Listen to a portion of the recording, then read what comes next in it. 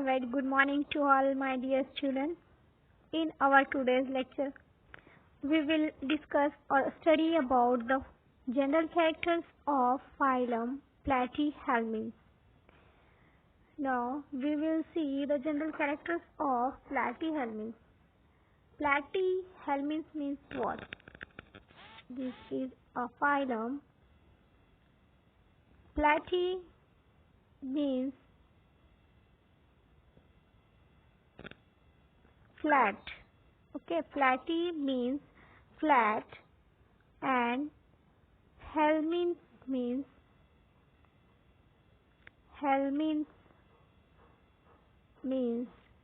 worm.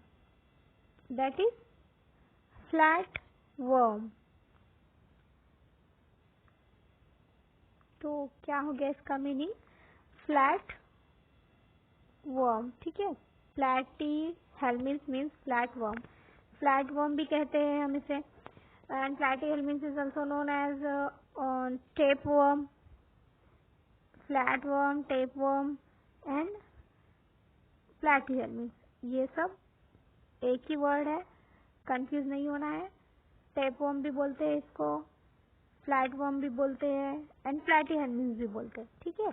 Now the Platyhelminths animal all are free living और parasitic और mostly endoparaसिटिक. अभी ये फ्री लिविंग भी होते हैं, बट मोस्टली ये जो एंडोपैरासिटिक होते हैं, means they live inside of the body. That's why we call endoparasite. Now the body is triploblastic. What is the meaning of triploblastic? Triploblastic means the body made up of 3 germinal layers, that is ectoderm, endoderm and the mesoderm.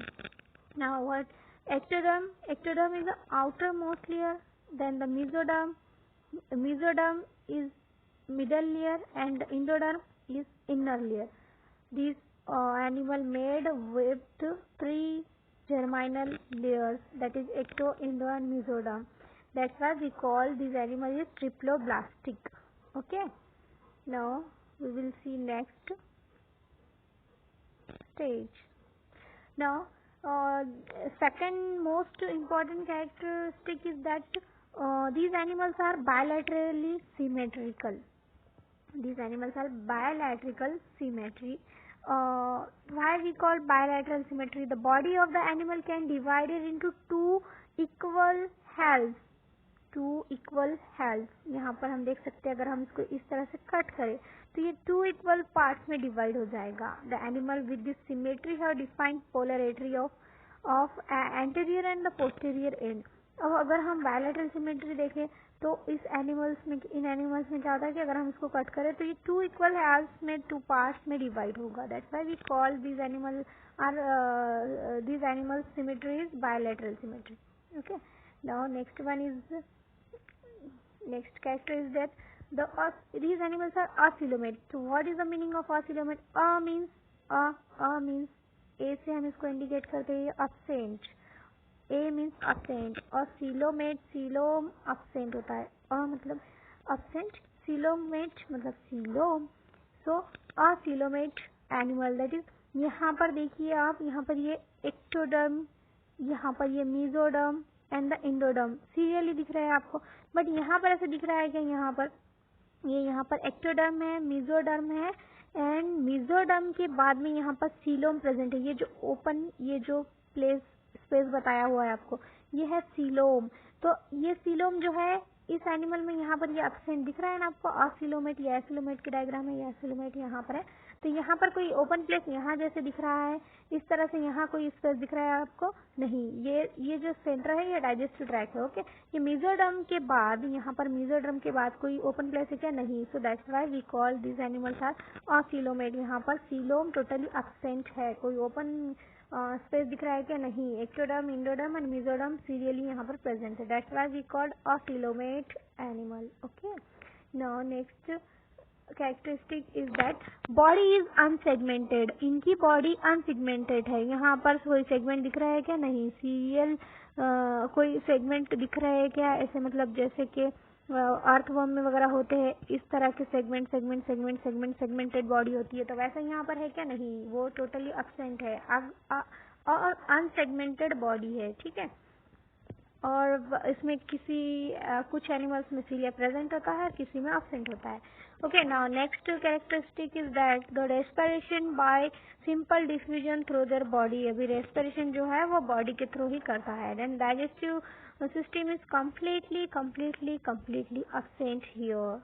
प्लैटीहेल्मिन्थ में digestive system completely absent होता है, anus totally absent होता है, ठीक है। तो आपको समझ आया कि यहाँ पर डाइजेस्टिव सिस्टम टोटली एब्सेंट होगा, डाइजेस्टिव सिस्टम एब्सेंट होगा, एनस एब्सेंट होगा।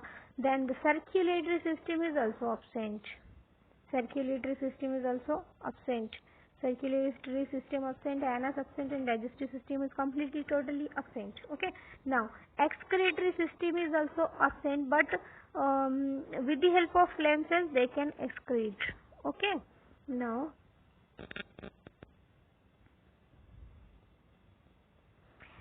next characteristics is most important. These animals are hermaphrodite. What is the meaning of hermaphrodite? These most important characteristics. Now I am showing you what is the meaning of hermaphrodite. The male and female reproductive organ, both male and female reproductive organs are present in the same animal. Means एक ही animal में mail reproductive organ and female reproductive organ both present होंगे, ठीक है। एक ही animal में mail reproductive organ भी होगा और फीमेल रिप्रोडक्टिव ऑर्गन भी होगा। मतलब ये है टेनिया सोलियम, ठीक है। ये डायग्राम किसकी होगी? ये है टेनिया सोलियम। मैंने आपको एग्जांपल लिया है यहाँ पर बताने के लिए, टेनिया सोलियम की डायग्राम है। अब ये वाला जो पोर्शन है यहाँ पर, ये वाला पोर्शन मैं आपको बता दूं कि ये वाला जो इतना सेगमेंट अगर हम देखेंगे तो इसमें यहाँ पर मेल रिप्रोडक्टिव ऑर्गन होगा और यहाँ पर फीमेल रिप्रोडक्टिव ऑर्गन होगा। हर सेगमेंट में प्रेजेंट होगा। इस सेगमेंट में भी मेल रिप्रोडक्टिव ऑर्गन होगा, इसमें फीमेल भी होगा, यहाँ पर भी मेल होगा, यहाँ फीमेल भी होगा। मतलब इस सेगमेंट में भी मेल रिप्रोडक्टिव ऑर्गन प्रेजेंट होगा, फीमेल रिप्रोडक्टिव ऑर्गन। हर सेगमेंट में both reproductive organ are present. That's why we call these animals are hermaphrodite animal. Okay, clear हो गया? Now next characteristic is that the internal fertilization. यहाँ पर क्या होता है कि internal fertilization हो रहा है। यहाँ पर मे बी क्रॉस और सेल्फ। अभी देखो internal fertilization मतलब क्या कि इसमें larval stages प्रेजेंट होंगे। larval stages मतलब एक कोई एनिमल है वो डायरेक्टली मतलब अडल्ट नहीं होगा। यहाँ पर क्या होगा? डायरेक्टली अडल्ट नहीं होगा। यहाँ पर क्या होगा? यहाँ पर होगा स्टेजेस, किसके? लार्वे के, लार्वल स्टेजेस, देन वो अडल्ट होगा। यहाँ पर स्टेजेस होंगे लार्वे के, ठीक है। तो समझ में आया आपको? Then nervous system is ladder like. Nervous system जो है वो लैडर लाइक दिखता है।